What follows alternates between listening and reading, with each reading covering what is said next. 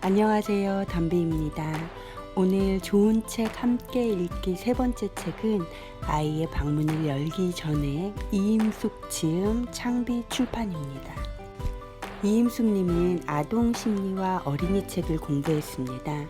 맑은 숲 아동 청소년 상담센터 소장을 맡아서 아동 청소년 심리 상담사, 의사소통 전문가로 일하고 있습니다.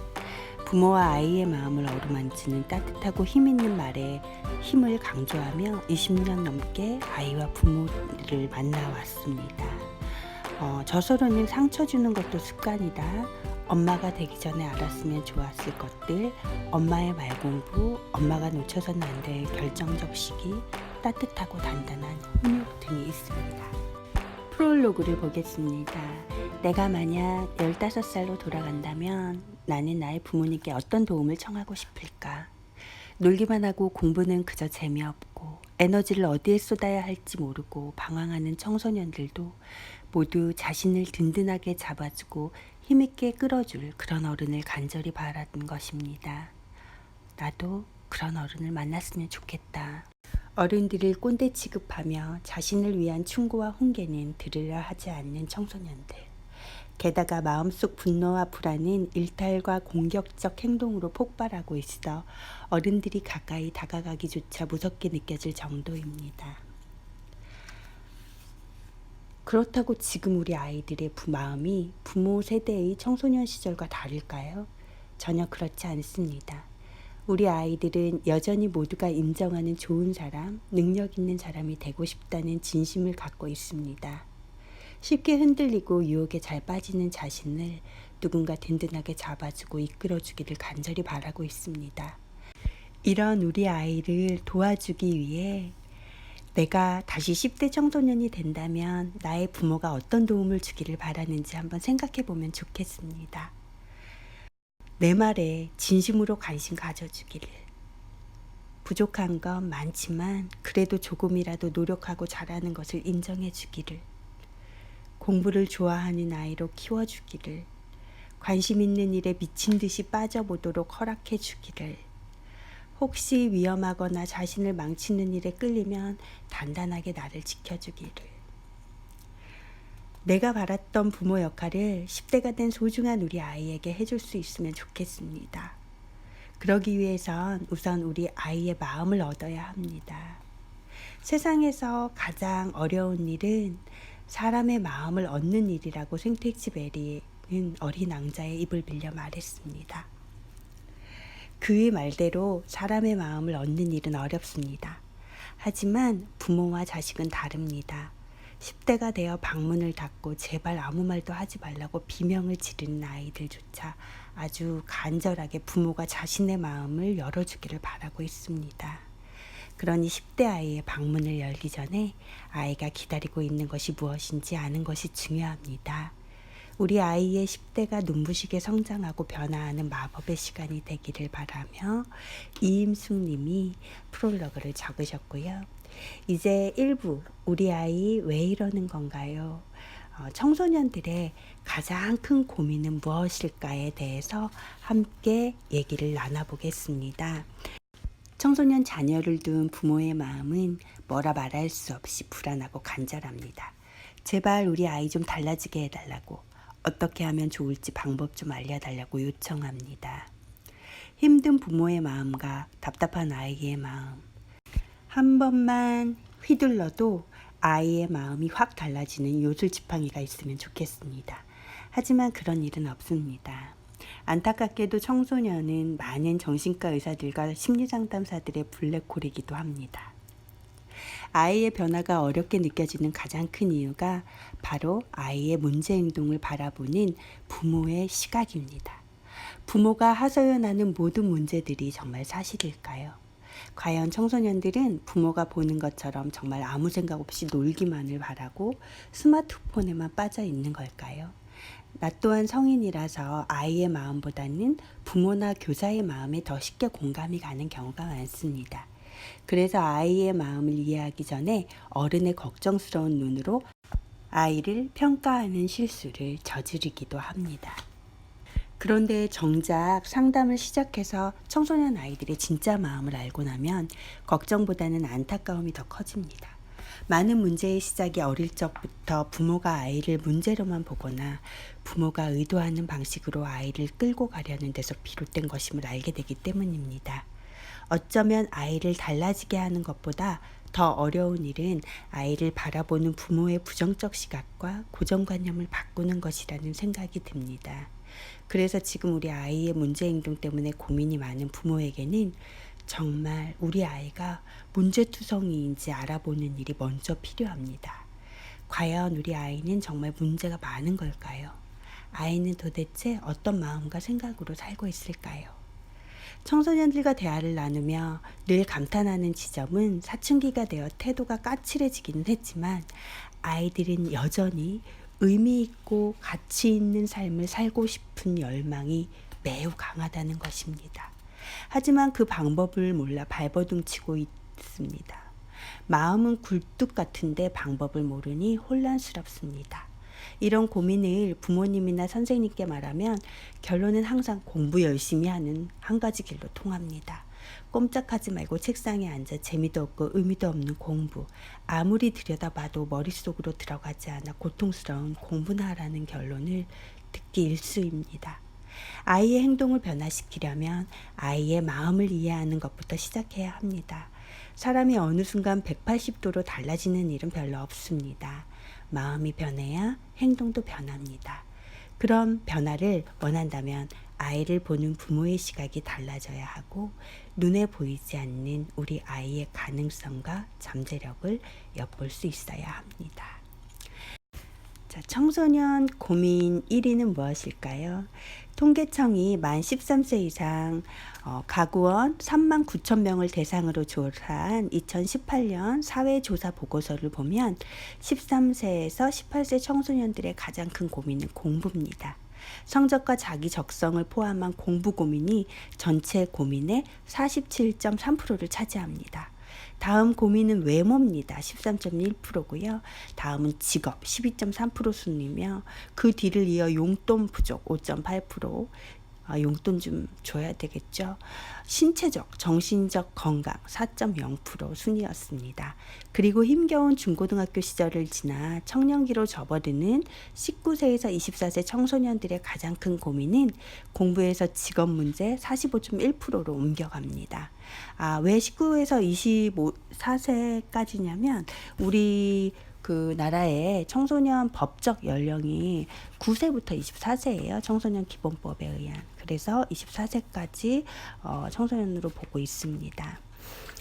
13세에서 19세 청소년 중 4.4%가 지난 1년 동안 한 번이라도 자살을 하고 싶다는 생각을 해본 적이 있다고 응답했고요.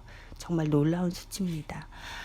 성적 및 진학 문제 35.7%, 다음이 경제적인 어려움 14.5%, 가정불화 14%, 외로움과 고독 13.1%, 친구 문제 11%가 차지했습니다. 우리 아이를 나태하게 만들고 힘들게 하는 것들이 스마트폰과 게임 중독, 친구 문제, 이성 문제 혹은 학교 폭력 문제인 줄로만 알았는데 그렇지만은 않습니다. 부모만 안달복달하며 공부를 중요하게 생각하는 것 같았지만 전혀 아니었습니다. 부모 마음이 아무리 절절하다고 해도 자기 자신이 뛰어난 성취를 이루기를, 좋은 직업을 갖기를 갈망하는 정도를 따라갈 수는 없습니다. 부모가 오해하는 부분이 바로 이 지점인 것 같습니다. 자식이 잘 되기를 바라는 부모의 마음이 아이 자신의 마음보다 더 간절할 거라는 오해. 그래서 아이보다 늘 앞서가며 무작정 끌어당겨야 한다고 여기는 건 아닌지 생각해 볼 일입니다. 부모가 그러는 사이 고민 많은 청소년 아이의 속마음은 좌절해서 절망으로 치닫기도 합니다. 어떤 고1 남학생 아이가 쓴 글입니다. 아침 잡스 시간에 엎드렸다. 깨어보니 3교시가 끝났다. 6교시가 끝난 거면 얼마나 좋았을까. 어떤 중3 여학생의 글입니다. 생일날 죽어버릴 거라고 혼자 생각했다. 생일이 오기 전에 죽어버릴까 생각도 했다. 막상 생일이 되었는데 아직. 다음 시험 전에는 꼭. 가끔 팔목에 상처가 생기는데 물어봐도 그냥 긁혔다고만 했다고 합니다.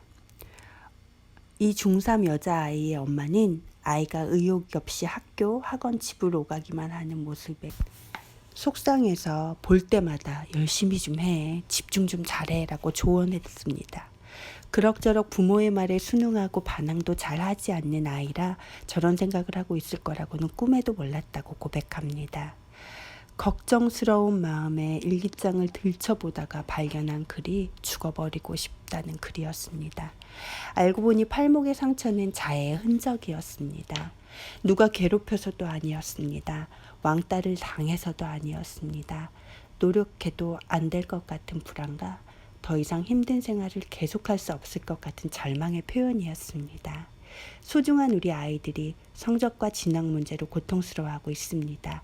다그치기만 하는 부모에 대한 원망, 잘하지 못하는 자신에 대한 절망, 아무도 자기 마음을 몰라준다는 외로움과 고독감에 몸부림치며 삶과 죽음을 놓고 저울질하고 있습니다. 이런 사실을 외면하고 아이를 원망하고 비난하기만 한다면 새로운 길을 찾는 일은 어렵습니다. 어쩌면 우리 아이가 스마트폰만 붙들고 있고 공부에 집중하지 못한 채 반항적인 태도를 비치는 건 아이가 표현할 수 있는 최대한의 구조신호가 아닐까요? 이 구조신호를 읽어내는 어른들이었으면 좋겠네요, 정말. 이렇게 힘들어하는 아이를 부모는 더 괴롭히기만 하고 있었던 것은 아닌지 반성하게 됩니다.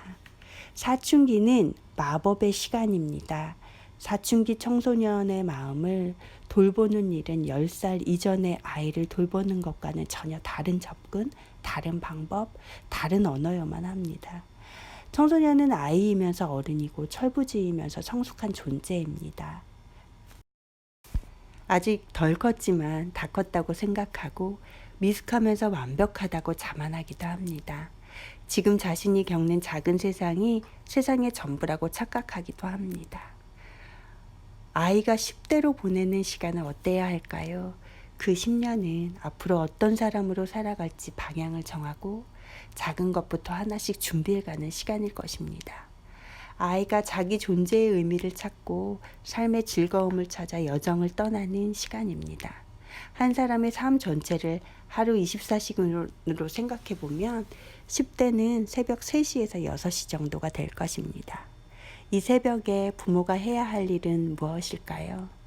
새벽에 조용히 아이를 재우고 먹을 걸 준비하려고 하고 뭐 이런 일 아닐까 개인적으로 생각을 하는데 이 책에서 그 얘기를 하고 있네요.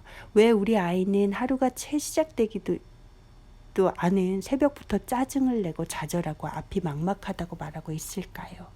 어쩌면 부모뿐 아니라 사회 전부가 아이들에게 새벽같이 일어나 준비하지 않으면 사회에서 도태될 거라고 겁주고 있어서는 아닐까요?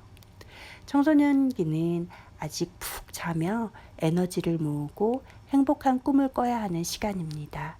기분 좋게 잠에서 깨어나 즐겁고 신나게 하루를 살아갈 준비를 하는 시간입니다.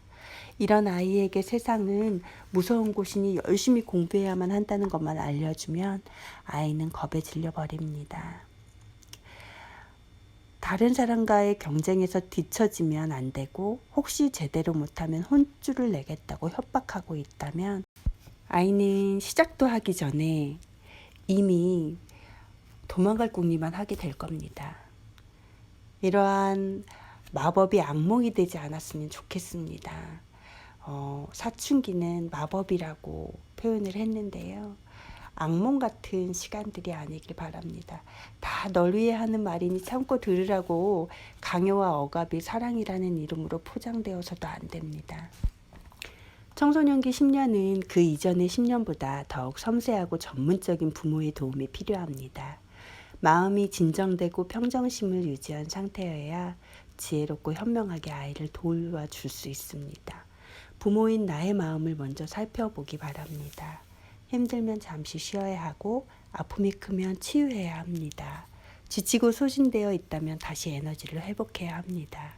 지금까지 무엇이 그리 힘들었는지 차근차근 짚어보고 최선을 다했건만 엄마도 아빠도 아이도 뭔가 잘못되고 있다고 느낀다면 이제 하던 걸 멈추고 서로를 살펴볼 시간입니다.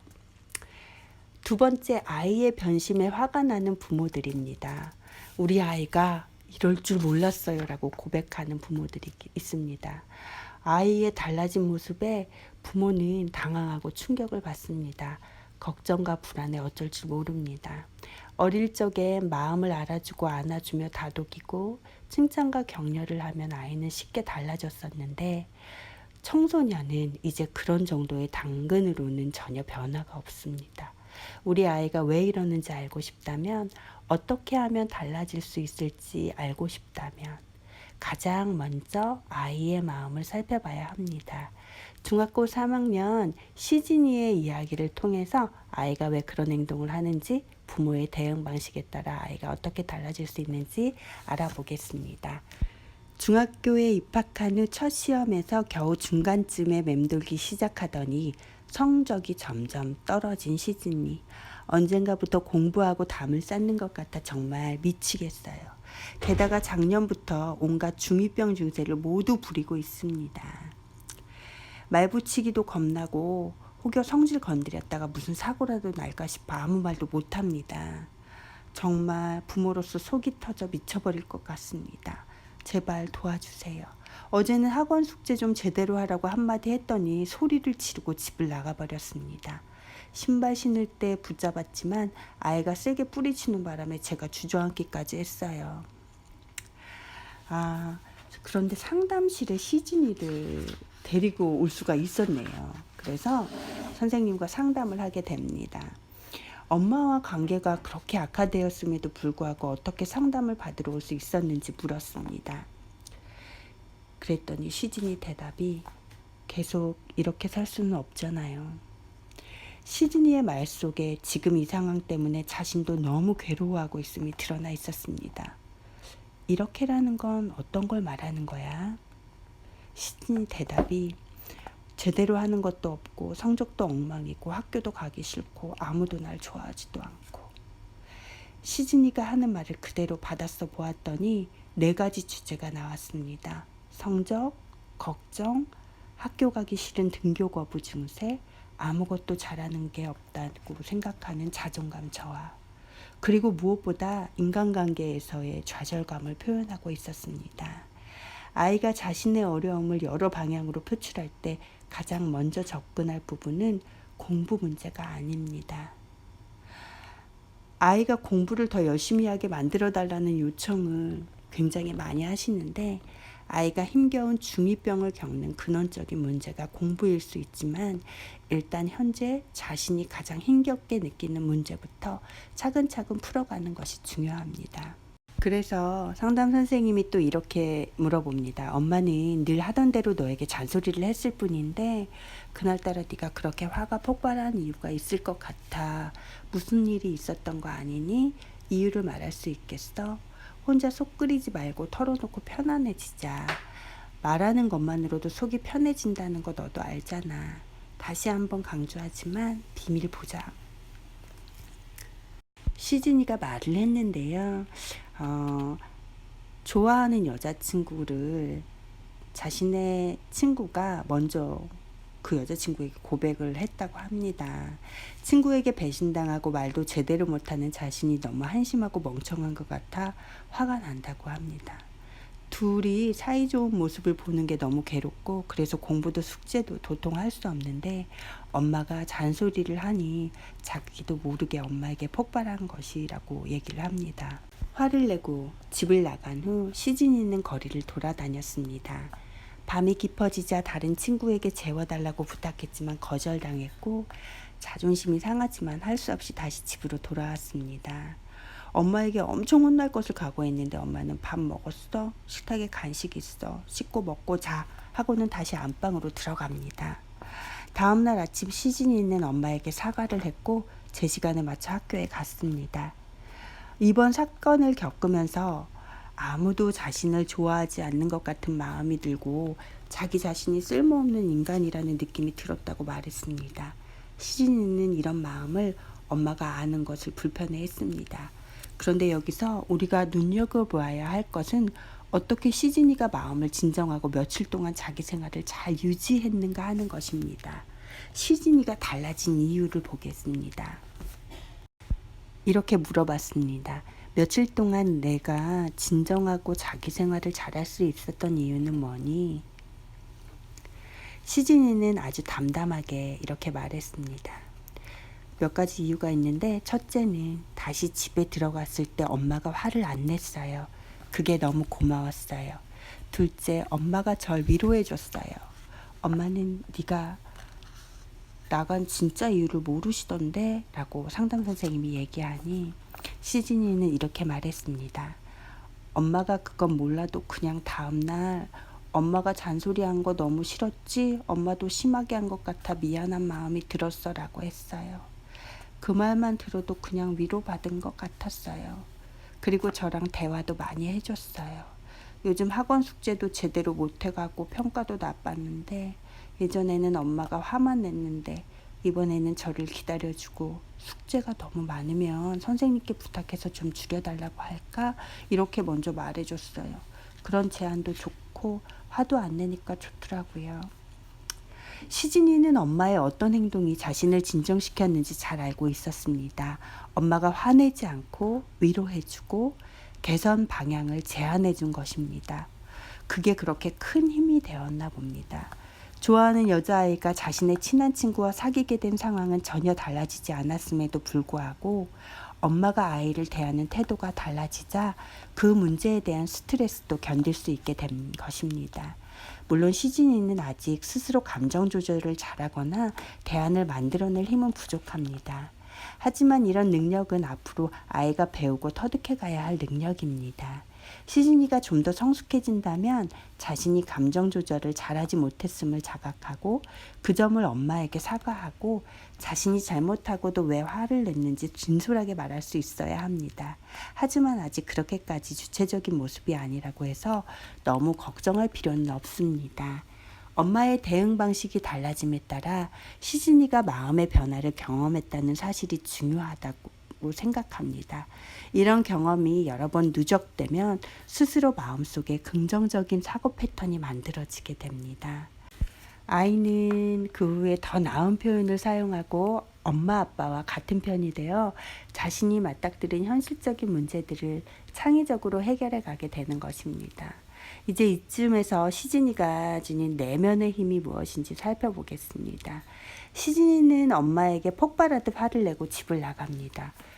잠을 잘 데가 없다는 현실적인 어려움 때문에 집으로 돌아왔지만 이 부분에서 시진이를 무척 칭찬해 줄 점이 있습니다. 시진이는 자신을 위험에 빠뜨리지 않았습니다. 친구들에게 거절당하고 갈 곳을 구하지 못하자 다시 집으로 돌아올 만큼 현명한 선택을 할 수 있었습니다. 현명한 선택이라는 말이 과한 것 같다면 반대의 상황을 한번 생각해 보면 됩니다. 공연한 자존심에 엄마에게 지기 싫어서 집에 들어오지 않고 공원 벤치를 찾거나 위험한 밤거리를 정처 없이 돌아다녔다면 어땠을까요? 아이가 집을 뛰쳐나간 건 분명 잘못한 일이지만 그 상황에서 아이가 무슨 생각을 하고 어떤 선택을 하는지 볼 줄 모르면 우리는 아이를 극단적인 선택으로 내몰 수도 있습니다. 그러니 시진이가 위험한 상황에 자신을 더 이상 방치하지 않고 밤 12시에 집으로 돌아왔다는 사실은 충분히 지지받고 칭찬받아야 할 일이 분명합니다.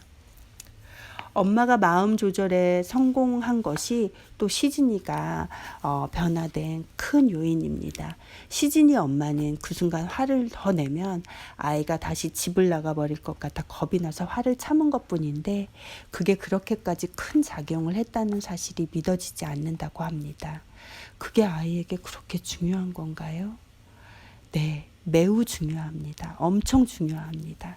10여 년 동안 부모의 자식으로 살면서 잘못하면 혼나고 잔소리 듣는 것에 익숙해질만도 하지만 사람의 마음은 그렇지가 않습니다.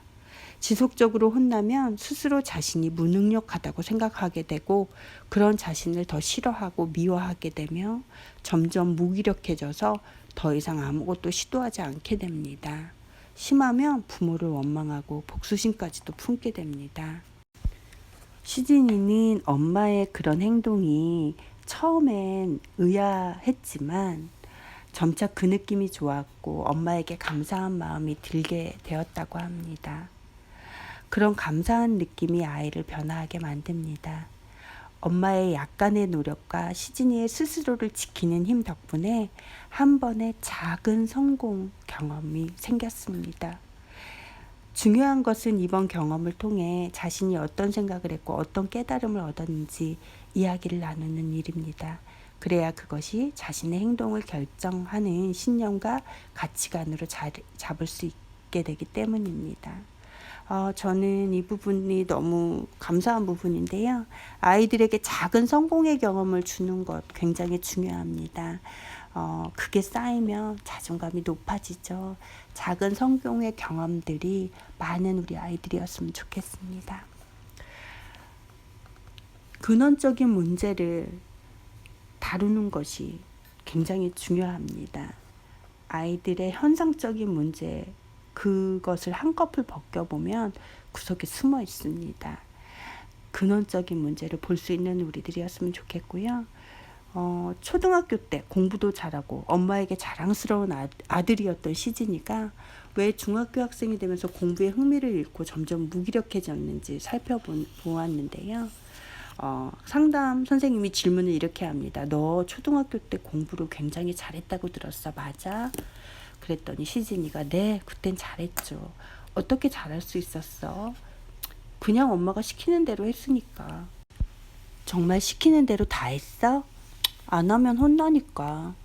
안 했으면 어떻게 혼났어? 시진이 대답은 이거였습니다. TV도 못 보고 게임은 금지도 당하고 친구랑 놀지도 못하고 심하면 맞기도 하고. 부모가 강제로 시키고 안 하면 혼내는 억압적 태도와 체벌이 어릴 적엔 먹혔지만 아이가 사춘기가 되고 중학생이 되면서 먹히지 않았던 것입니다.